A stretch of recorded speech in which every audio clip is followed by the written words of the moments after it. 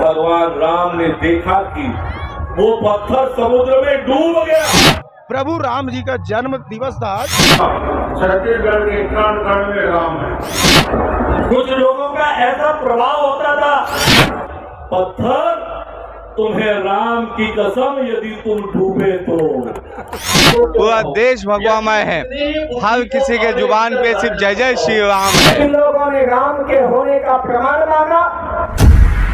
मैं दीपक कुमार, आप देख रहे हैं न्यूज 20 सबसे तेज खबर। रामनवमी के शुभ अवसर पर श्री राम जन्म उत्सव समिति के द्वारा लगातार 39वें श्री राम जन्म उत्सव बड़ी धूमधाम के साथ मनाया गया। इस कार्यक्रम में डिप्टी सीएम अरुण साव, विधानसभा अध्यक्ष डॉक्टर रमन सिंह समेत सांसद, प्रत्याशी, विधायक समेत बीजेपी के तमाम दिग्गज नेता मौजूद रहे।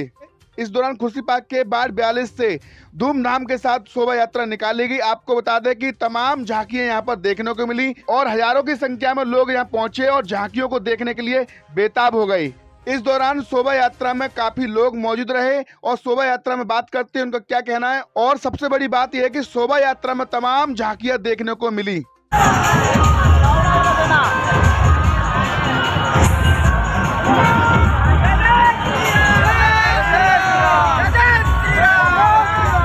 धूमधाम के साथ शोभा यात्रा निकाली हुई, क्या कहेंगे आप? देखिए, पूरी भक्तों में बहुत हर्षोल्लास है। क्योंकि विगत कई वर्षों से हमारा ये राम जन्म उत्सव समिति 1 झंडे से चालू हुई थी। आज हजारों झंडे मंदिरों से लेकर आज उलन मार्केट हम लोग सब पहुंचते हैं।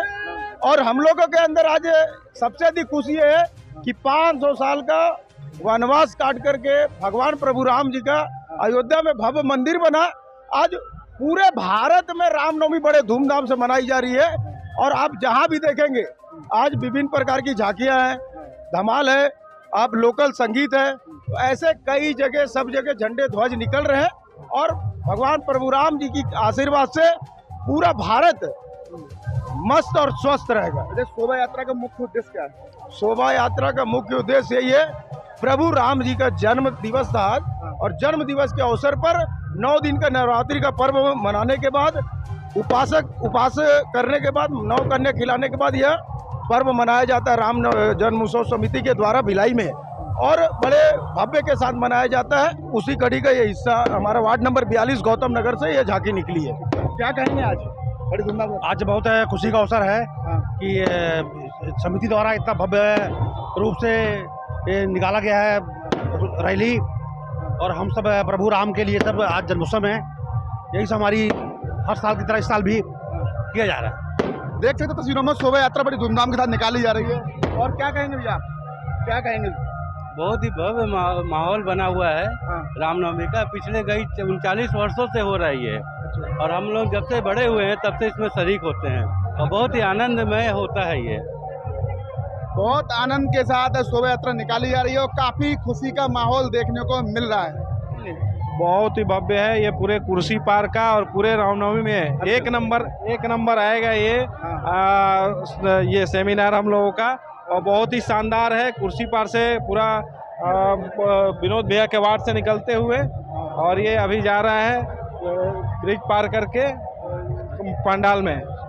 देख सकते तस्वीरों में आप, यहाँ पर काफी खुशी का माहौल है और पटाखे भी फोड़े जा रहे हैं और तमाम झांकियां यहाँ पर देखने को मिल रही हैं। बहुत अच्छी महसूस हो रहा है, दिल में उमंग है। हमारे अंदर बहुत जोश है। हम आज 5 साल से झंडा उठा रहे हैं और आगे जब तक हमारा चलेगा जब तक हम उठाएंगे। अच्छा, क्या संदेश देंगे आप? हम हिंदू को जागरूकता करना चाहते हैं। आज 1100 मंदिर से आने वाले 11,000 मंदिर से होगा। पूरा दुर्ग भिलाई राम में बनाने में राम जन्मोत्सव समिति की महत्वपूर्ण है और ये पिछले 39 साल से कर रहे हैं। मैं समिति के अध्यक्ष सहित सभी सदस्यों को बहुत बहुत बधाई देता हूँ, शुभकामना प्रेषित करता हूँ। पूरे छत्तीसगढ़ ही, पूरे देश और दुनिया में ये राम जन्म जयंती का अवसर अद्भुत अवसर लेके आया है।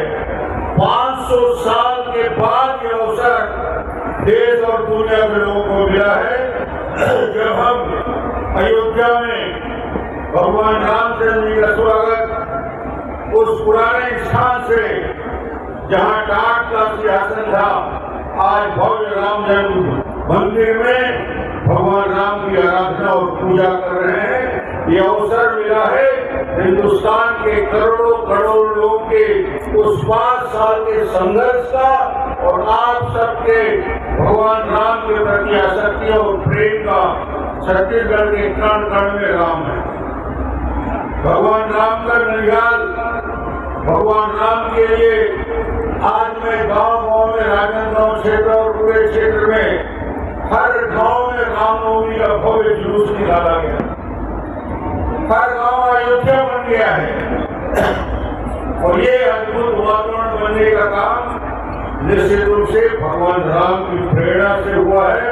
और राम जन्मोत्सव समिति रामनवमी राम जन्मोत्सव का आयोजन करती रही है, पर इस बार का ये आयोजन कुछ अलग है, कुछ भिन्न है, क्योंकि आज जब हम रामनवमी राम जन्मोत्सव मना रहे हैं तो 496 साल के बाद हमारे अनेक पीढ़ियों के लंबा संघर्ष, त्याग, तपस्या और बलिदान के बाद हमारे रामलला, हमारे भांजा भगवान राम के भव्य और दिव्य मंदिर का प्राण प्रतिष्ठा समारोह अयोध्या में हुआ है। और 22 जनवरी को पूरी दुनिया में जो उत्सव और उल्लास मनाया गया, ये पूरी दुनिया ने देखा है कि जब समुद्र सेतु का बंधन हो रहा था, आप सबको याद है भगवान राम की सेना समुद्र सेतु के बंधन में पूरी ताकत से लगी हुई थी। हमें वो प्रसंग भी याद है जब पूरी सेना को राम काज में लगे हुए देखकर गिलहरी भी अपने आप को रोक नहीं पाई थी और गिलहरी ने भी अपना योगदान समुद्र सेतु के बंधन में किया था। और तब भगवान राम वहां पर बैठे होते हैं, उनकी पूरी सेना समुद्र सेतु के बंधन के काम में लगी होती है। क्या कर रहे थे भगवान राम के सैनिक? पत्थर को उठाकर समुद्र में डाल रहे थे। समुद्र में वो पत्थर तैरता था और फूल का आकार लेता चला जा रहा था। भगवान राम ने सोचा कि जब सब लोग काम कर रहे हैं, पत्थर को समुद्र में डाल रहे हैं, तो मैं अकेले, मुझे बैठना नहीं चाहिए। भगवान राम ने भी एक पत्थर उठाया, समुद्र में डाला। भगवान राम ने देखा कि वो पत्थर समुद्र में डूब गया। सबके पत्थर तैर रहे थे समुद्र में, पर भगवान राम का वो डाला हुआ पत्थर समुद्र में डूब गया। भगवान राम सकुचा गए और बोले कि ये क्या हो गया? सबके पत्थर तैर रहे, मेरा पत्थर डूबा क्यों? असमंजस में पड़ गए भगवान राम। भगवान राम को इस असमंजस में देखकर हनुमान जी ने पूछा, भगवान क्या बात है, क्या हो गया? आप संकोच कैसे कर रहे हैं? भगवान राम ने उस संकोच को छुपाते हुए कहा कि हनुमान कोई बात नहीं है। पर हनुमान जी तो हनुमान थे, परम भक्त थे भगवान राम के। उनके चेहरे का भाव उन्होंने पढ़ लिया और हनुमान जी ने जिद किया। भगवान राम को बताना पड़ा कि वो क्यों संकोच कर रहे हैं, क्यों उनके चेहरे में विस्मय का भाव बना है। भगवान राम ने पूछा, हनुमान आप सब लोग पत्थर डाल रहे हैं, वो पत्थर तैर रहा है और मैंने जो पत्थर डाला वो डूब गया। हनुमान जी ने कहा, भगवान इसका सीधा सीधा उत्तर है कि हम जब लोग जो पत्थर डाल रहे हैं, उस पत्थर में आपका नाम अंकित करके उस पत्थर को समुद्र में डाल रहे हैं। और जिसने राम को पकड़ लिया उसका बैतरणी पार होना तय है, उसको डूब नहीं सकता है। और इसलिए हम जो पत्थर डाल रहे हैं वो तैर रहा है। फिर से अट्टहास लगाया। लंकेश ने कहा कि नहीं, मुझ में इतनी ताकत है कि मेरा भी पत्थर तैर सकता है। और जब औरतें हार जाती है तो जो उनका ब्रह्मास्त्र होता है, मंदोदरी ने वो ब्रह्मास्त्र चलाया और मंदोदरी ने कहा, लंकेश मेरे सिर पर हाथ रखकर बताओ कि तुमने कुछ नहीं किया है और ये स्वमेव तुम्हारी ताकत से पत्थर तैर रहा है। अब लंकेश को सही बताना पड़ा और तब लंकेश ने कहा कि मैंने जब पत्थर को उठाया तो पत्थर के कान में कहा कि पाहत पत्थर, तुम्हें राम की कसम यदि तुम डूबे तो दुश्मन को भी भगवान राम के नाम का सहारा लेना पड़ता है।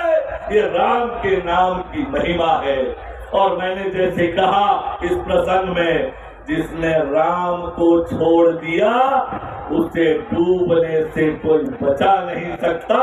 और आज पूरी दुनिया कह रही है, पूरा हिंदुस्तान कह रहा है, जो राम को लाए हैं हम उनको लाएंगे, हम उनको लाएंगे। आप सबका बहुत धन्यवाद रामनवमी की, इस ऐतिहासिक रामनवमी की, कि भगवान राम के प्राण प्रतिष्ठा समारोह के बाद आयोजित ये पहली रामनवमी है, राम जन्मोत्सव है। मैं आप सभी को रामनवमी की बहुत बधाई, बहुत शुभकामनाएं देता हूं। रामो राजमंशो पूरा तीनों लोग, पूरा ब्रह्मांड बना रहा है, उनको हम सभी सत सत नमन करते हैं। आज राम जन्मोत्सव के इस विशाल कार्यक्रम में मध्य भारत के सबसे ज्यादा ख्याति प्राप्त कार्यक्रम में हम सभी उपस्थित हैं। इस कार्यक्रम में पधारे हुए सभी अतिथिगण, छत्तीसगढ़ के राजनीतिक, सामाजिक, धार्मिक और हिंदुत्ववादी संगठनों से जुड़े हुए सभी महत्वपूर्ण व्यक्तित्व, साथ ही अभी मैं बहुत ध्यान से सुन रहा था इस पूरे कार्यक्रम को 39 वर्षों से अपनी ऊर्जा, अपना कुशल संचालन प्रदान करने वाले हम सब के प्रिय श्री प्रेम प्रकाश पांडे जी, उन्होंने बहुत अच्छी बात कही। कहा सब में राम, सबके राम। भगवान राम का सूत्र है, भगवान राम कभी किसी को छोटा और किसी को बड़ा नहीं मानते। वो कहते हैं सब मेरे हैं, भेदभाव, जाति पाति, ऊंचा नीचा, अमीर गरीब, महल और झोपड़ी का भेद मिटाकर जिन्होंने छत्तीसगढ़ की माता सबरी के जूठे बेर खाए, जिन्होंने केवट से पैर धुलाए और जिन्होंने जाकर बानर भागों को गले लगाया, उस राम का ही सूत्र है कि आज यहाँ महाभंडारी के रूप में ये सुंदर सा आयोजन आप लोग कर रहे हैं। राम जन्मोत्सव समिति के इतिहास को, इसके पीछे पृष्ठों को मैं 20 वर्षों से देख रहा हूँ। हमारे भूधन ठाकुर जी, उनकी पूरी टीम जो कार्य करती है, जो मेहनत करते हैं। और जय श्री राम का गगन भेदी नारा लगाने से क्या होता है, तो इसके दो परिणाम होते हैं और ये दोनों परिणाम आज सारा विश्व देख रहा है। जहाँ जहाँ भगवान लहराता है वहाँ वहाँ राम राज आता है, और जहाँ जहाँ जय श्री राम होता है वहाँ वहाँ विधर्मियों का नाश होता है। ये दोनों चीज दिखाई दे रहा है।